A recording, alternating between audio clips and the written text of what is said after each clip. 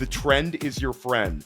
Second-year quarterbacks who are elite talents have done the exact same thing that I'm predicting out of Jayden Daniels to do this year. Fantasy football's QB1 overall and the NFL's MVP. We saw it in Patrick Mahomes' second year as a pro. We saw it in Lamar Jackson's second year as a pro.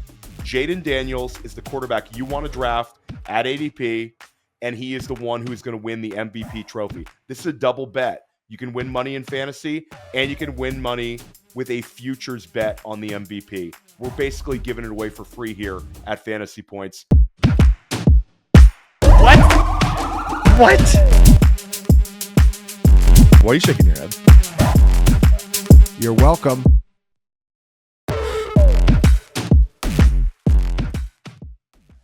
Ten bold predictions for the 2025 fantasy football season. Theo Greminger, Fantasy Football Daily, over here at Fantasy Points. Today, I'm joined by Andrew Erickson of Fantasy Pros. We've been breaking down a lot of analytics, a lot of statistics, taking a look at different positions. Today, we're going to have a little bit of fun. Andrew and I are going to drop some bold predictions that we think are going to happen this season in the fantasy football season. Andrew, how are you doing today, and are you ready for this? Dude, I've got my milk on standby for these super hot, spicy takes, and I'm ready for the comments to be, oh, this is the worst take ever. What are you thinking? And then the people that are with us, they're like, hey, we love the spiciness of this take, because if you come here and they're cold takes, right? They're not hot enough, then they're not all going to come true. And that's the case because they're not all going to hit. But the ones that do hit, we're going to have the receipts ready to go. Yeah, and you might have to pour milk literally all over your face and head. That's how hot some of these takes are going to be.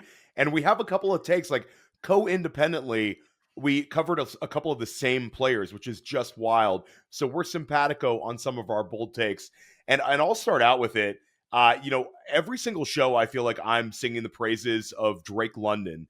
And my first bold take of today is that Drake London is going to finish as a top 3 wide receiver this season. He's going to take his scoring to a whole nother level, and Drake London will be one of the best picks you can possibly make inside of round 2, and will end up being a 2026 first round pick based on his incredible play this season. Drake London's only 23 years old. Last year, in Michael Penix Jr. starts, Drake London had a 39% target share.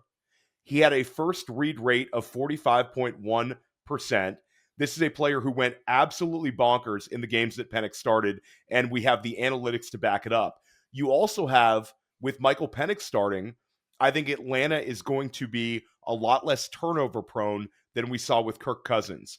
Penix is younger. He has a lively arm. He has an absolute cannon, and his favorite target by a mile is Drake London. Drake London to the moon this season, Andrew.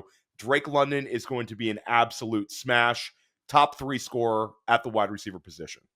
I absolutely love the call. I think that he's one of the easiest picks you can make in round 2 of fantasy drafts. The thing that's crazy about Drake London is his ADP in some of these best ball drafts, same as it was last year. Yeah. But last year it was projection. It wasn't, how's it going to work? We think he's getting quarterback upgrade, which was only half true because Kirk Cousins was really bad, but Drake London was really good still. So I love the call here, but I'm going to raise the ante. I'm going to raise the spice level with my bold prediction. I think it's not just top 3 for Drake London. I think wide receiver 1 overall is in the cards for wide receiver Drake London for the Atlanta Falcons. And it goes back to, how do we find the wide receiver 1 overall? I know you've done a lot of work on this as well, citing a certain amount of targets that a player will see.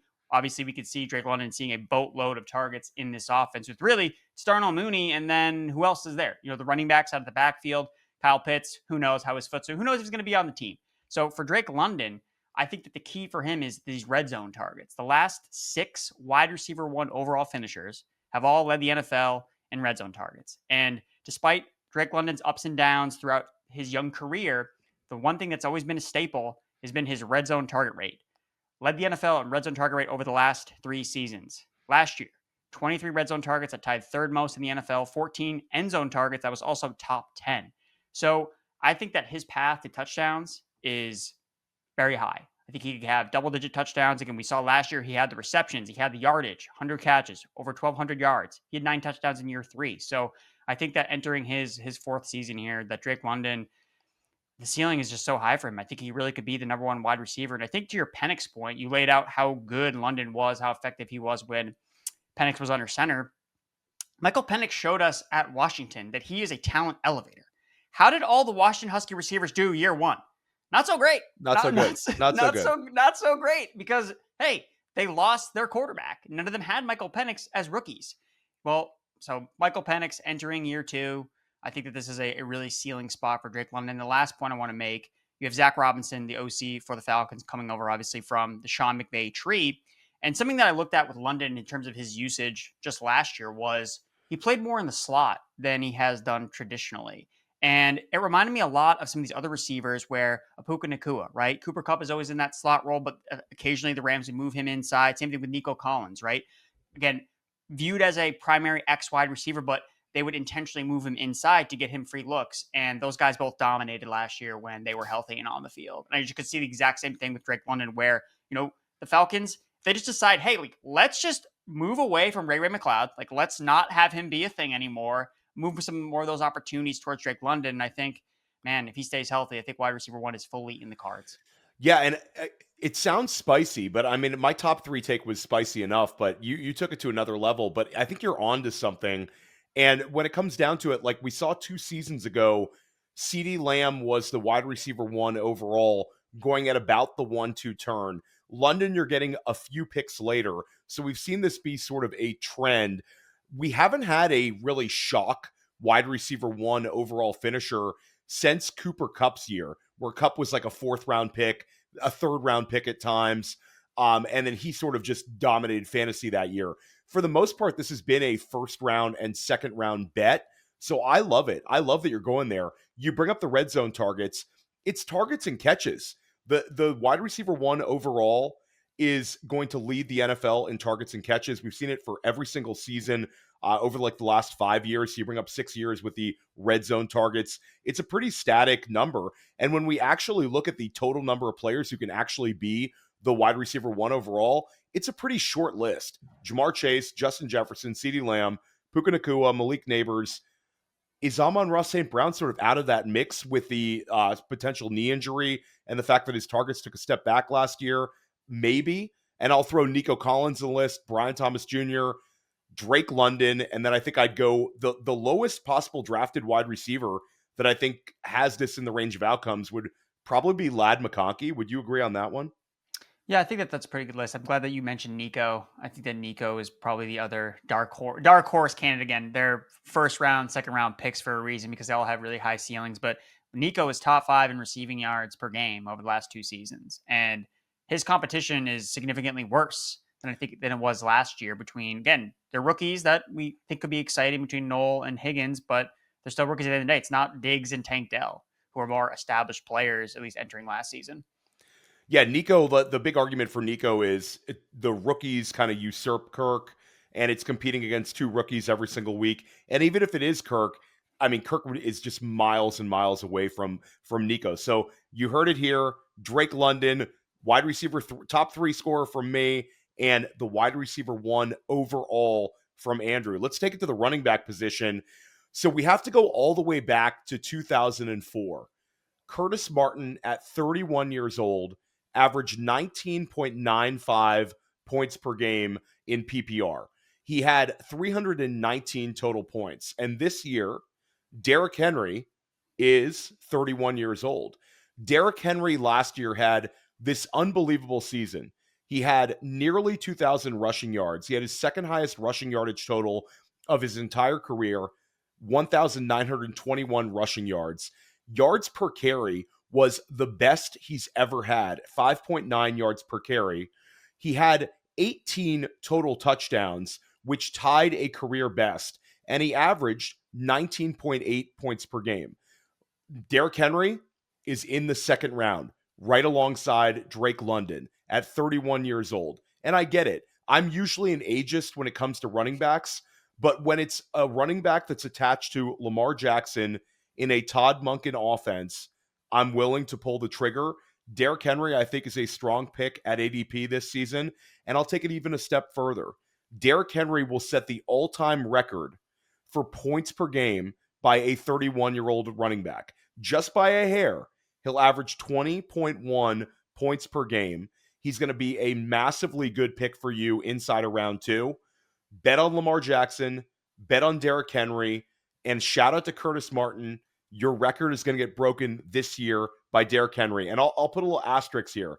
Priest Holmes averaged a ridiculous 26 points per game, but it was only over 8 games. So Priest Holmes doesn't count for this one. So full season, best scoring season ever by a 31-year-old running back is about to happen in 2025. Your thoughts on the big dog? I love this call here. I mean, if there's anyone that's going to break this record, I mean, it's Derrick Henry. It's right? That's it. He's the only guy that really checks the box. We don't, it's funny. I think I was going down a rabbit hole looking at, I think Todd Gurley. It's like, how old is Todd Gurley? Todd Gurley's younger than Derrick Henry. Yeah. But he hasn't played in multiple seasons. Just Derrick Henry, again, I think we throw out the quote unquote built different label a lot, probably more than it deserves. Derrick Henry is built differently. I think that, yes, anyone that can do it, it would definitely be him.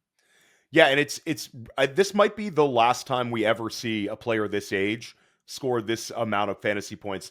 And Saquon Barkley, of course, he'll turn 29 in February, but asking for him to kind of hold up for the next 2 years, sort of like the big dog, that's a really, really, really tall task, especially when you consider the amount of volume. And I'll say with the Todd Monken's offense was so good in year one with Lamar Jackson, and even better last year, where Lamar had over 40 passing touchdowns alongside of Derrick Henry's unbelievable production.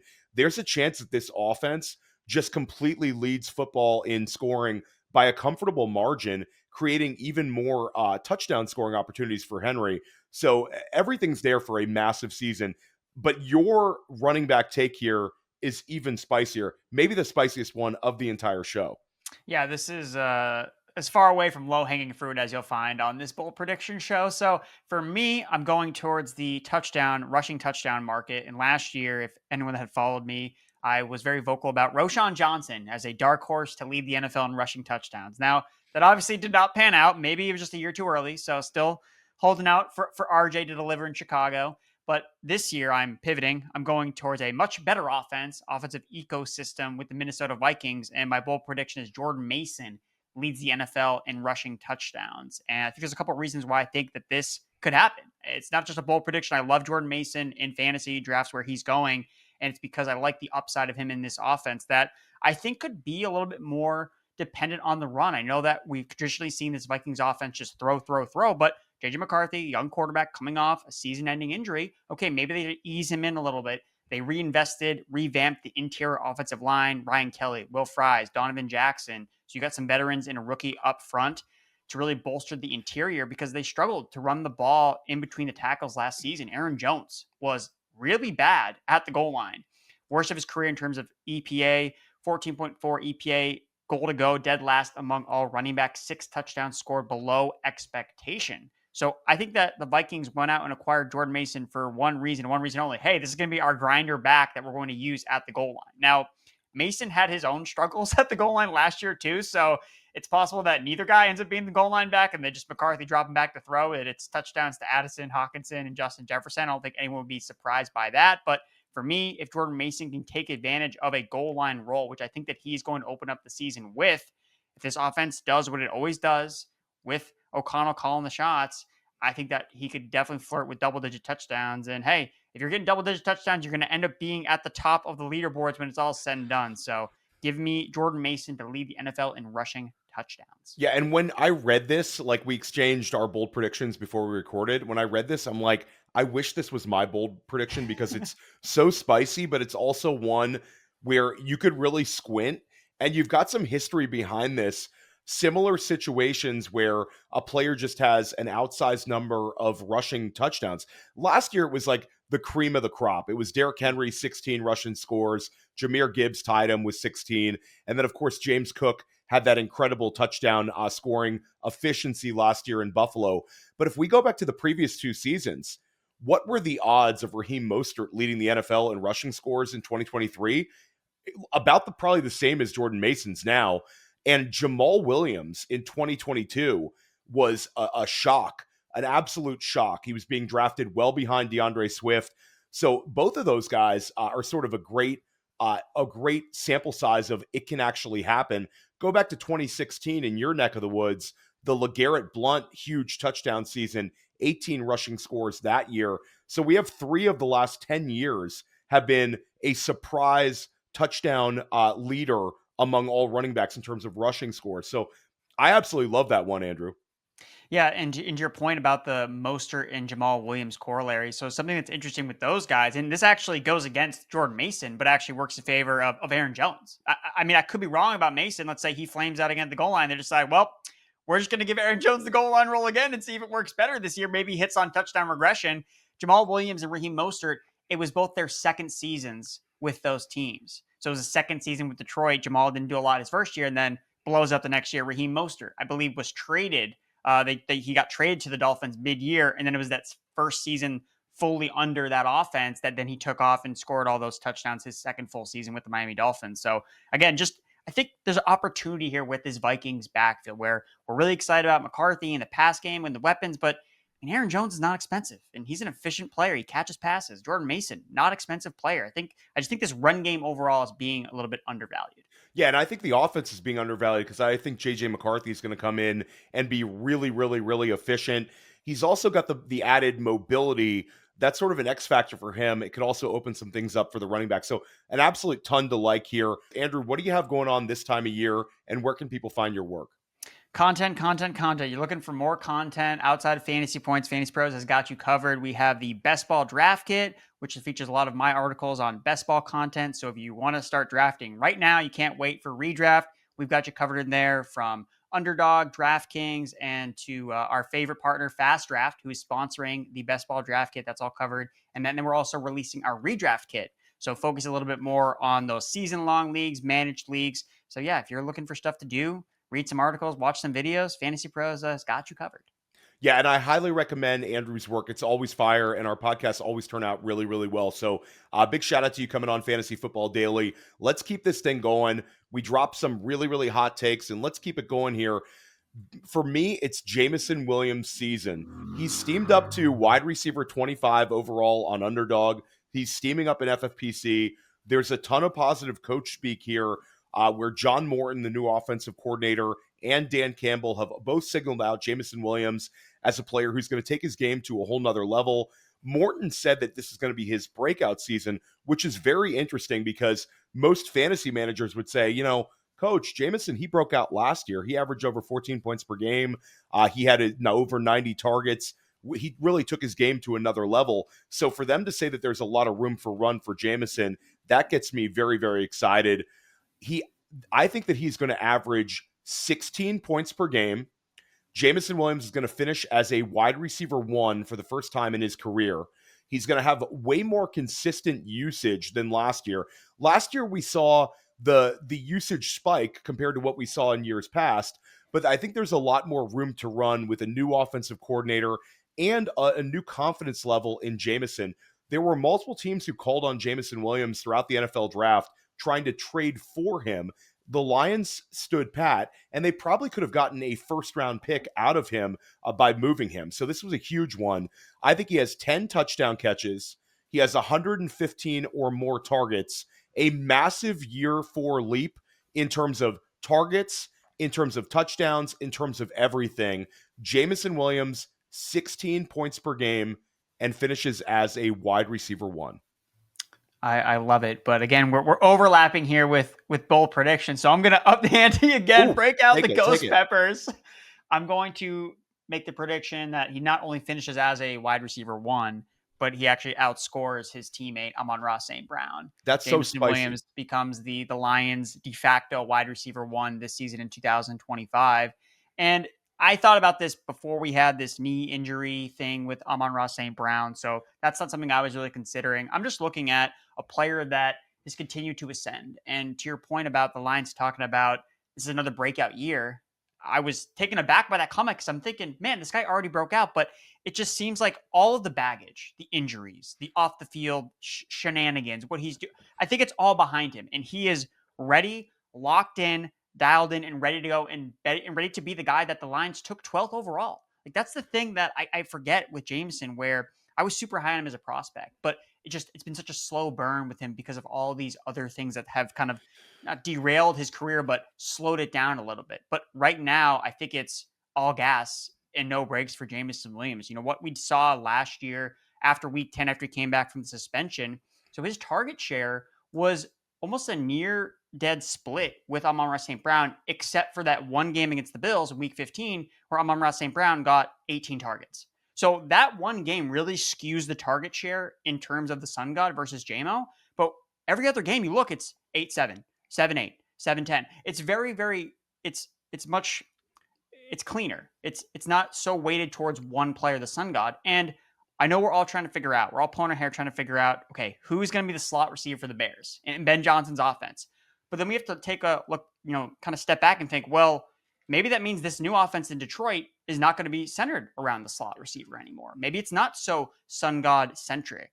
And the fact that they're talking about Jameson Williams as a focal point of the offense, I mean, this is John Moran's offense. I mean, yes, he wants to take what worked in Ben Johnson's offense and continue to do those things. But hey, if I'm John Moran, I want to put my own wrinkle on certain things. I want to show that I can deliver something new and something different. And what does that mean? A breakout season for Jameson Williams. So I don't know. I'm getting vibes of that Chris Godwin year where everyone's it was Matt Kelly who was pounding the table for Chris Godwin's going to take over as a wide receiver one in Tampa Bay, even with Mike Evans healthy, and exactly what he did. That's how I feel about Jameson Williams this year. That I think, again, the price, it seems like it's a lot right now to pay, but if he's going to finish as a wide receiver one and outscore Amon-Ra St. Brown, I think he's worth making the pick on. Yeah, I love it. And this is one where you're going to get a lot of pushback, and I certainly will as well. But Amon-Ra St. Brown, I hate seeing the knee injury this time of year. And I understand it was a cleanup surgery. And a big shout out to the Detroit Lions beat reporters for letting us know it was going down before all of these best ball drafts we've been drafting. That was really, really helpful, you guys, to let us know that actually happened. But neither here nor there. I think there was a couple things with Amon-Ra St. Brown's usage last season where he finishes as the wide receiver 4 overall in points per game, the same as he did in 2023. But the points per game went down 2 points per game. And that's despite him having 2 more receiving touchdowns. But a number of metrics took a step back. He was 164 targets in 2023. That went down to 142. Still elite, but not otherworldly like 2023's 164. Very efficient with his receptions, had 115 receptions. Tremendous player. But again, we saw regression in the receiving yards. We saw regression in the yards per reception. The air yards went down by over 200 despite playing an additional game. So this is a player in Amon-Ra St. Brown that I think is being drafted a little bit towards his peak this year. Somewhere right in the top 10 on Underdog. Any day of the week, he's either 9 or 10 in most drafts. Whereas Jameson Williams, there's a lot of room to run, and I'm able to get him at wide receiver 25. Really, really fun profile for Jameson and a player that I'm really betting on. And hey, you can still be in on Amon-Ra St. Brown and go and get yourself some Jameson Williams. I think that there's a lot of sharp people on JMO right now, and for a very, very good reason. Let's keep this one going. Let's pivot over to the quarterback position. And I'm going to talk about Jayden Daniels. So Jayden Daniels, we've seen unbelievable play from him. He had the second most rushing yards among any quarterback in fantasy last year, trailed only Lamar Jackson. Daniels had the second most fantasy points ever at a rookie quarterback besides Cam Newton. He had a stronger rookie season than rookie year Justin Herbert, just a stronger rookie year season than anyone historically besides Cam Newton. He was 5th overall in fantasy points per game at the quarterback position. He was one of the better picks you could have made at the quarterback spot in terms of getting ADP wins. And then we look at the wins and losses. Unbelievable. Took Washington to the NFC Championship game in his first year as a pro, and he did it under a first-year offensive coordinator and a first-year head coach in Cliff Kingsbury and Dan Quinn. Jayden Daniels also did that last year, Andrew, with a middle-of-the-pack to lower half offensive line. This year, Washington acquires Laramie Tunsil. Washington also drafts a lineman in round 1. They also went and acquired Deebo Samuel, making a significant upgrade at the wide receiver 2 position and adding a player who can contribute through his yak ability. Washington was completely devoid of any wide receiver who offered anything in terms of yak. Austin Eckler led the team in yak. So getting Debo, you improve the wide receiver 2 spot, you improve their yak ability, you made exponential gains on the offensive line, you have more continuity in the coaching staff. And when I look at Jayden Daniels, this is a player who's going to finish as the QB1 overall and is going to win the NFL MVP. And when we talk about chasing history, the trend is your friend. Second-year quarterbacks who are elite talents have done the exact same thing that I'm predicting out of Jayden Daniels to do this year. Fantasy football's QB1 overall and the NFL's MVP. We saw it in Patrick Mahomes' second year as a pro. We saw it in Lamar Jackson's second year as a pro. Jayden Daniels is the quarterback you want to draft at ADP, and he is the one who is going to win the MVP trophy. This is a double bet. You can win money in fantasy, and you can win money with a futures bet on the MVP. We're basically giving it away for free here at Fantasy Points. Book it with Jayden Daniels. I love this call a lot because I think that a lot of the rhetoric and narratives around Daniels now are more about the sophomore slump, where, oh no, the guy, he's going to regress. And I think it's probably either between him and Bo Nix, where one of them is probably going to end up not actually improving and kind of, plateauing a little bit. Maybe we don't see this significant growth. And if I were to bet against one of them not doing that, it would be Daniels. Like, that's the side I would be on, where I would see him, no, he's just going to continue to get better because of the way that he is structured, the way that he prepares. The guy lives life and practices at 2x speed. So when he goes on the field, it seems like everyone else is underwater. So it's easy for him to make all the reads, make all the throws. And to your point, even if he regresses as a passer, in a little bit, maybe his touchdown interception ratio isn't as efficient. Well, he's got the rushing to fall back on. And that's not something that we didn't have with Stroud last year, where Stroud regressed as a passer. He had a bunch of injuries and he didn't have the rushing to make up for it. Whereas Daniels has that. And he's going to get credit for creating all those rushing problems for defenses. And that's going to be in the voters' minds when, the Commanders win the NFC East. Like, that's a big win. And why do they win? Because of Jayden Daniels, not because of Kingsbury, not because of Quinn, because of Jayden Daniels. So I think that when you're writing a narrative, you're trying to get into the voters' minds, it makes a lot of sense that Daniels would be the guy there. And I guess I want to follow up with one last thing, Theo, before we go to the next one. Would you be opposed to then taking him number one in Superflex format? Redraft. Jayden Daniels, number one. So I think there's really no wrong answer here at number one in Superflex. Like, as bullish as I am on Jayden Daniels, Josh Allen and Lamar Jackson are also going to score a ton of points. You could make an argument here because Daniels is going to end up being somewhere as like the third or fourth pick in most home league Superflex drafts. So it's not like a massive, massive leap. I have taken Jayden Daniels at number one in like the puppy Superflex on Underdog. And Jayden Daniels, if the Dynasty marketplace is correct, you're seeing Jayden Daniels as the number one pick in a lot of sharp Dynasty Superflex drafts here. So a lot of times the Dynasty marketplace, which banks on breakouts, banks on talent, is kind of where we should be as redraft managers. So I think it's fine. I think it's completely fine. But again, if you disagree with me, I also think Lamar Jackson and Josh Allen are going to score a lot of points.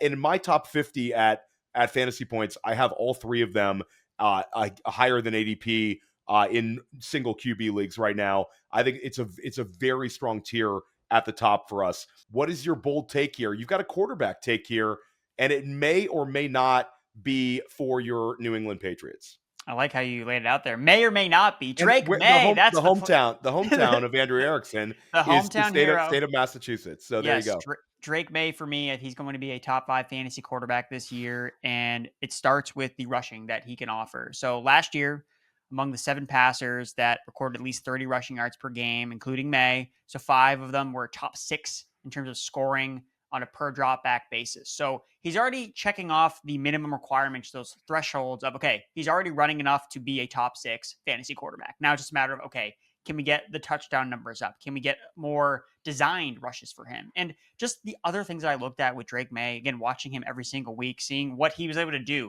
with absolutely nothing at his disposal. I mean, Kayshon Boutte was a guy we were talking about playing in DFS because he was the only guy they had in the Patriots offense that was doing anything for Drake Maye. So I don't think that what he did as a rookie can be understated. Again, he threw at least 1 touchdown pass in all 10 games that he played fully in his rookie season.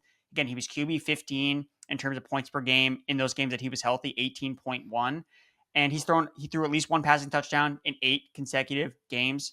He threw at least, so that streak of touchdown passes thrown by a rookie that tied Justin Herbert since 2020, basically a 10-game streak. So he's checking off so many different boxes of things that I'm looking for in quarterbacks making that second year leap. 5th in quarterback scramble efficiency.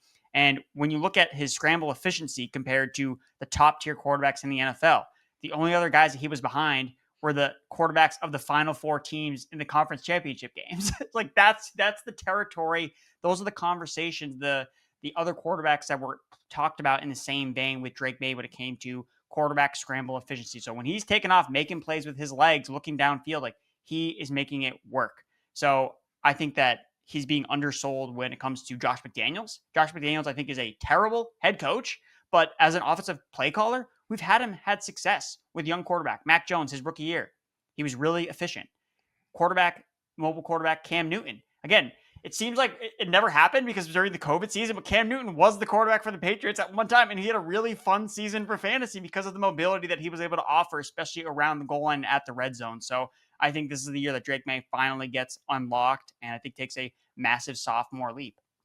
Yeah, and they've done a lot for him. They draft a offensive lineman in round 1 in Will Campbell. They draft Jared Wilson in round 3, the center. They acquire Stephon Diggs, see how much he's got, how much gas is left in the tank for Diggs. But Diggs was 15 points per game last year in Houston. Draft Kyle Williams in round 3. And of course, Travion Henderson in round 2 was the big one, giving him really explosive back with a home run hitting ability. But I think it's interesting. You talk about Drake Maye as a runner, and that's really how he's going to crush his ADP. Going right around quarterback 14 in FFPC drafts. So, like, I'm talking about Jayden Daniels, and I'm telling you to draft him. He's QB3. Andrew's giving you QB14. So, if Drake Maye breaks fantasy this year, I mean, all it's going to take is him beating his quarterback ranking in ADP by about 5 spots. If he gets into like the top 6 scorers, you're talking about a massive ADP win, considering the gap we see between like the big 5 quarterbacks and everybody else. So I love that. And Fantasy Points data actually put this out on X today. Shout out to Ryan Heath. Jayden Daniels averaged 33.9 scramble yards per game last year. Number 2 was Drake Maye at 31.3. So the scrambling is there. He's got a big arm. He's young. This is an unknown upside type pick to make. I absolutely love this one.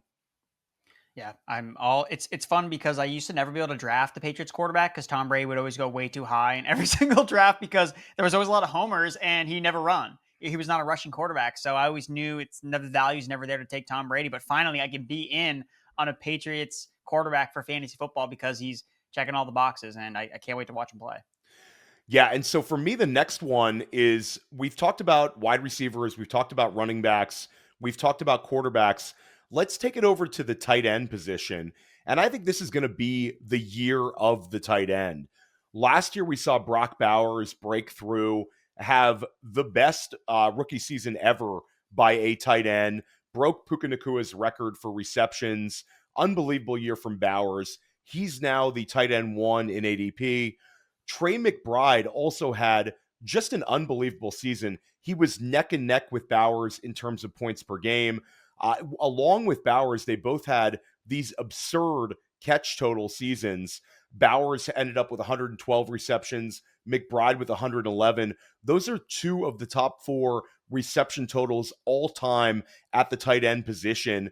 Both of these players really put a challenge into the all-time target total as well. Like, you're talking about guys who average 8.6 targets per game and 8.8 targets per game. Elite target earners at the tight end position. McBride, of course, is going off the board as the tight end 2. And then you had George Kittle. And last year, Kittle was unbelievable. He had 8 games of 18 points or more. He averaged the most fantasy points per game of any tight end. He actually outscored McBride and outscored Bowers in terms of fantasy points per game. He averaged 15.8 points per game, an unbelievable season, and Kittle was rewarded with a contract extension this past offseason. So San Francisco is really banking on elite tight end scoring numbers from Kittle for many years to come, despite his age. I think this is the year of the tight end. All 3 of these players are going to score more points than they did last year. You're going to see 3 tight ends average 17 points per game or more. And the answer to which one should you pick is any of these three. Kittle's the cheapest, so of course he probably has the biggest returns. But Brock Bowers in an improved offense with Ashton Genty, Geno Smith, with rational coaching with Chip Kelly as the offensive coordinator, Pete Carroll as the head coach, also takes a big step forward. And Trey McBride, any threat that Marvin Harrison Jr. is going to sort of flip the script on him in year 2 will quickly go out the window. Harrison Jr. will be improved, but Trey McBride will continue to be special. All three of these tight ends are going to be awesome. 3 tight ends averaging more than 17 points per game in fantasy football. It does really feel like there is a big 3 at the tight end position this year. And even though the order, I think in most rankings in ADP is Bowers, McBride, Kittle, it seems like there is a tier fall off to the next guy, whoever that may be. Maybe it's Laporta for some people or one of these other tight ends. But I have trouble poking holes in these guys' games in terms of their projection. Again, Brock Bowers, what he did as a rookie, the quarterback, again, if they didn't get Geno, I think you could have been like, okay, like this isn't going to be able to repeat. But the fact that he has Geno, who has shown to fuel fantasy success with all these receivers in Seattle through multiple seasons. So you feel good about that. Trey McBride, he did what he did last year without scoring any touchdowns. So even if, like you said, Harrison improves, I mean, Trey McBride, come on, man. I can't see all my anytime touchdown bets just continue to burn because this guy needs to score a touchdown. And then Kittle, he does it every year. He's always a top 5 tight end. So, and this year in particular, with all the receiver question marks for the 49ers with Ayuk's injury, Debo's gone. They may lean on Kittle more than ever. So I think this is a really sharp call, Theo. Yeah, and a question for you. I did all these podcasts with Graham Barfield, which were fantastic, where we broke down trying to identify the top 2 target earners on each team. To your comment about Kittle, with all the wide receiver turnover that we've seen in San Francisco, Debo Samuel, of course, now a Washington Commander. I like Jawan Jennings a lot. I know there's a lot of people in on Ricky Pearsall. There's Brandon Ayuk enthusiasts, and certainly Christian McCaffrey coming back this season is going to get his fair share of the targets. But what if this is the year that George Kittle is a 120 plus target player? We haven't seen that since 2018 from him. It's been all these years with 95 targets, 90 targets, 95 targets, 90 targets, and he's just obscenely efficient with them. What if we sacrifice a little bit in efficiency in order to improve the target volume, and some of those manufactured looks for Debo end up being Kittle around the line of scrimmage and just let him boogie with the yak? Where would your take be on Kittle if we knew the target ceiling was going to be an un-Kittle-like 120? I think that he can probably finally finish as tight end 1, Yeah. as opposed to, what's the phrase? Always a bridesmaid, never a bride. Like that's the thing with George Kittle, right? Where he's always in that top 5 conversation. That's where he always finishes, especially in terms of points per game.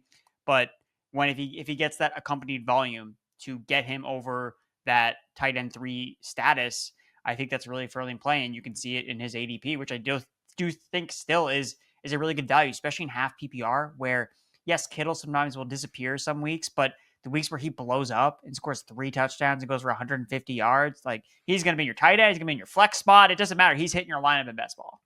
Yeah, 100%. And so I've given you like the cream of the crop, top 3 tight ends, scoring a lot. So I'm not really finding you an ADP win here. I'm just finding you guys that are going to exceed their expectations in points per game. You have a tight end that you think is a really, really strong value that can deliver a top 5 scoring season.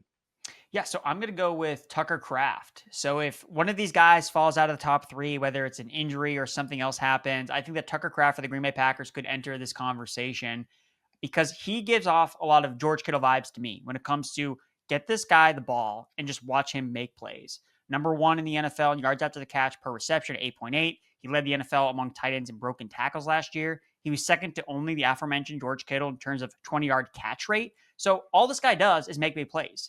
And he plays in an offense where the head coach, every time they put a mic in front of LaFleur's face, he says, wide receiver 1, and then he vomits, essentially is what he's doing here. So maybe in an offense that doesn't want a wide receiver 1, well, maybe they want a tight end 1.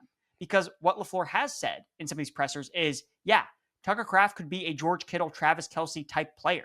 And that perks up my ears as, oh man, there's a path here where Tucker Kraft, especially based on how often he's used in the red zone, you have touchdown upside. You have hey, a healthy Jordan Love under center, going to his favorite check down option is Tucker Kraft, who can make big plays with the ball in his hands, be used heavily in the red zone. Again, the other red zone guy they use is Romeo Doubs. Yeah. Like, that's the other guy that Tucker Kraft is competing with for red zone opportunities. I am not afraid of Doubs whatsoever. So again, in a pool of wide receiver fours in Green Bay, the guy who's going to step up is Tucker Kraft. And that's why he's going to be a top 3, if top 5 tight end in 2025.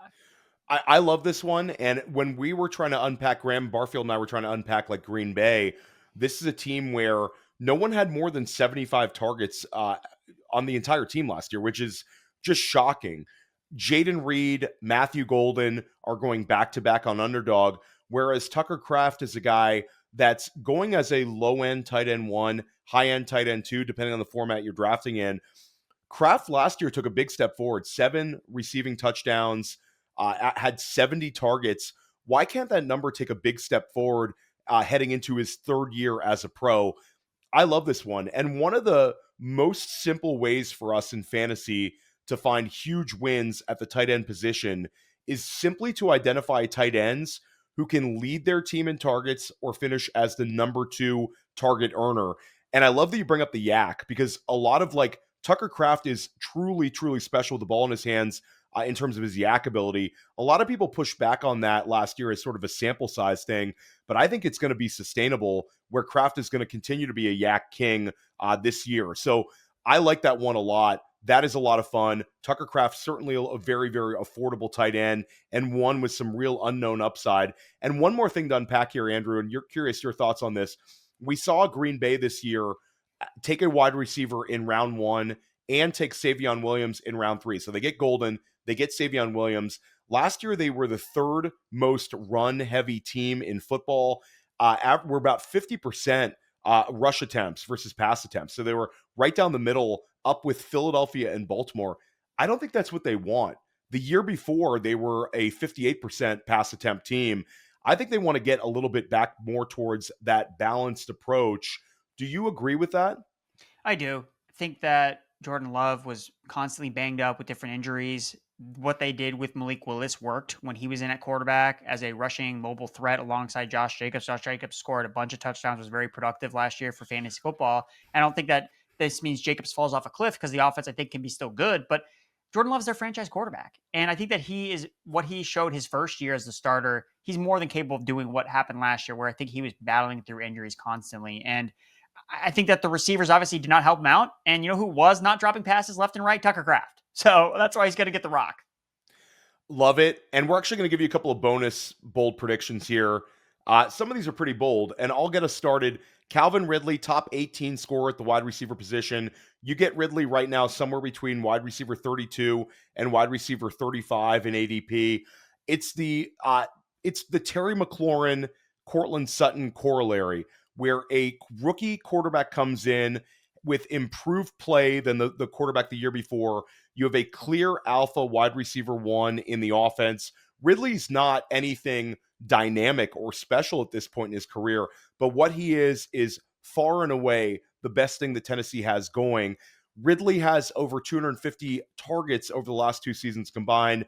Ridley's going to benefit from an aggressive, lively armed Cam Ward. He is going to have his best fantasy football season since 2020 and finish as a top 18 scorer at the position. The volume's there. The opportunity's there for him. He should have favorable usage in Callahan's offense. So, yeah, I mean, if it's just on Ridley now, right? You just got to make the plays, man. And I think Cam Ward showed at the college level how he improved every single year, that he is one of these other quarterbacks that's an elevator. I think he's going to get the most out of what he has at his disposal. So I think Ridley is just a no-brainer. Even if Ridley doesn't ascend to what you have him predicted as, he's just such a no-brainer pick as outside the top 36 receivers in ADP, is a clear-cut number 1 with the upside attached to Cam Ward if he hits. You've got a couple of divisional winners that people could make some futures bets on that could pay out handsomely. Yeah, so Theo, I want to propose a question to you first, though. Are you familiar with the worst to first narrative when it comes to the NFL? So essentially what it is teams that finish last in their division the next year will finish first in the division. It actually happens very, very frequently. But last year it didn't happen.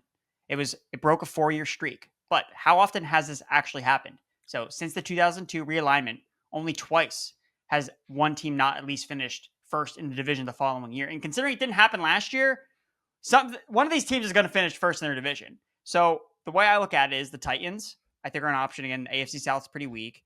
49ers, again, they were all injured last year, so they're another low-hanging fruit. But then the two that I like the most, Patriots, Chicago Bears, both finished fourth in their division last year. But history says one of these teams is going to finish first in their division. And when I just look at who has the weakest division from top to bottom, it's the AFC East. Yes, the Buffalo Bills are by far the toughest team that they would have to get over, but not afraid of Miami, not afraid of the New York Jets. So I think that the Patriots have at least number 2 set in sight. And if you look at the Bills last year, very healthy overall.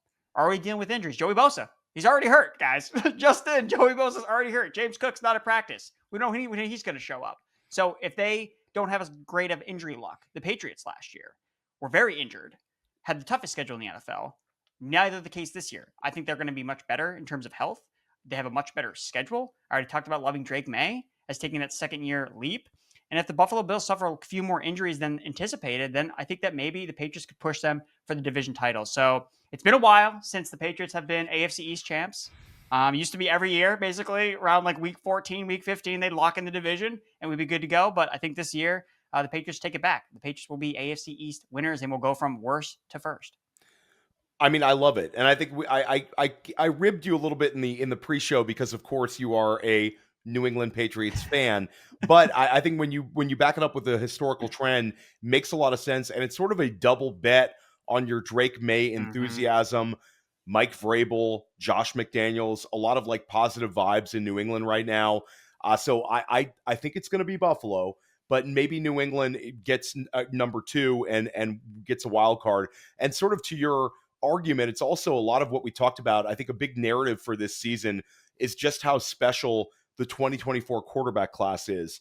I talked about Jayden Daniels. You talked about Drake Maye. You referenced Caleb Williams. Well, I talked about Michael Penix elevating Drake London. And then, of course, Bo Nix was fantastic last year. And we get J.J. McCarthy stepping into an ideal situation in Minnesota. So there's really all of them could hit.